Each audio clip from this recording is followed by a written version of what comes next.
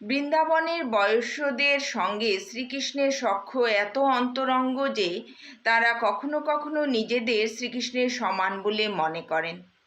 এই ধরনের সখ্য ভাবের একটি উদাহরণ হচ্ছে, শ্রীকৃষ্ণ যখন তার বাম হাতে গিরি গোবর্ধন তুলে ধরেছিলেন, তখন তার বয়স্যরা বলতে থাকেন, হে সখে, কোনো রকম বিশ্রাম ছাড়াই তুমি গত 7 দিন এবং 7 রাত ধরে দাঁড়িয়ে রয়েছ। তোমাকে এইভাবে কঠোর পরিশ্রম করতে দেখে আমরা অত্যন্ত ব্যথিত হচ্ছি। তাই আমাদের মনে হয় আর এইভাবে এই পর্বত ধারণ করে তোমার দাঁড়িয়ে থাকা উচিত নয়। তুমি এখন তা শ্রীদামের হাতে দিয়ে দিতে পারো। তোমাকে এই অবস্থায় দেখে আমরা অত্যন্ত মর্মাহত হচ্ছি।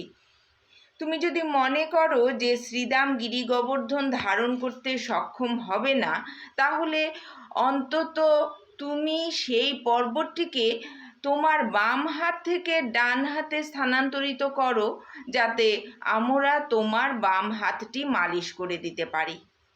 বয়স্যরা যে কিভাবে তাদের শ্রীকৃষ্ণের সমান বলে মনে করতেন, এটি সেই অন্তরঙ্গ ভাবের একটি দৃষ্টান্ত।